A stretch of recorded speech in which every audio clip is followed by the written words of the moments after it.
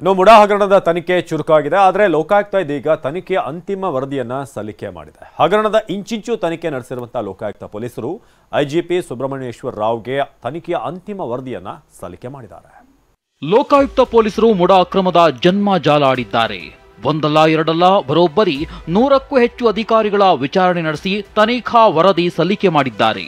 550 ಪುಟಗಳ ವರದಿಯನ್ನ 5 ಭಾಗಗಳಾಗಿ ವಿಂಗಡಣೆ ಮಾಡಲಾಗಿದೆ. ತನಿಖಾ ವರದಿಯಲ್ಲಿ ಸಿಎಂ ಕುಟುಂಬದ 14 ಸೈಟ್. ಹಾಗಾದ್ರೆ ಲೋಕ ಡಿವೈಡ್ ಮಾಡಿರೋ 5 ವಿಭಾಗಗಳ್ಯಾವು ಅನ್ನೋದರ ಇನ್ಸೈಡ್ ಮಾಹಿತಿ TV9ಗೆ ಲಭ್ಯವಾಗಿದೆ. ದೇವರಾಜುಗೆ ಜಮೀನು ಹೇಗೆ ಬಂತು, ಡಿನೋಟಿಫಿಕೇಶನ್ ಆಗಿದ್ದು ಹೇಗೆ, ಭೂವರ್ತನೆ ಮಾಡಿದ್ದು ಹೇಗೆ, ಪಾರ್ವತಿಗೆ ಜಮೀನು ಕೊಟ್ಟಿರೋದು ಯಾವ ಆಧಾರದಲ್ಲಿ ಅನ್ನೋದು ಸೇರಿದಂತೆ ಸೈಟ್ ವಾಪಸ್ ಕೊಟ್ಟಿರೋದು ಇತರೆ ಬೆಳವಣಿಗೆಗಳನ್ನ 5 ಭಾಗಗಳನ್ನಾಗಿ ಸವಿಸ್ತಾರ ವಿವರಣೆ ವರದಿಯಲ್ಲಿದೆ. ಇನ್ನು ವರದಿಯಲ್ಲಿ ಏನಿದೆ ಅನ್ನೋದನ್ನೇ ಹೇಳ್ತೀವಿ ನೋಡಿ. ಕೆಲ ಅಧಿಕಾರಿಗಳು ನಿಯಮ ಗಾಳಿಗೆ ತೂರಿರೋದು ಕಂಡು ಬಂದಿದೆ. ಮುಡಾದಲ್ಲಿ 14 ಸೈಟ್ ನೀಡುವ ಅವಶ್ಯಕತೆ ಇರಲಿಲ್ಲವೆಂದು ಉಲ್ಲೇಖ ಮಾಡಲಾಗಿದೆ. ಸೈಟ್ ನೀಡುವ ಅವಶ್ಯಕತೆ ಇಲ್ಲದೆ ಇದ್ರೂ ಸೈಟ್ ನೀಡಿರೋದು ಕಂಡು ಬಂದಿದೆಯಂತ ತನಿಖಾ ವರದಿಯಲ್ಲಿ ಉಲ್ಲೇಖಿಸಲಾಗಿದೆ.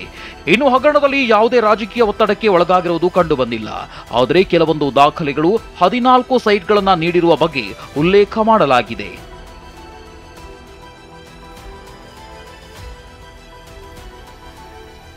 ಈ ವರದಿಯಲ್ಲಿ IGP doctor A Subrahmanyeshwara Rao ಹಾಗೂ ಮನೀಶ್ ಕರ್ಬಿಕರ್ ಪರಿಶೀಲನೆ ಮಾಡ್ತಾರೆ.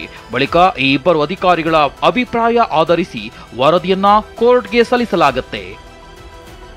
ಬೆಂಗಳೂರಿನಿಂದ ಕಿರಣ್ ಜೊತೆ ರಾಮ್, TV9 ಮೈಸೂರು.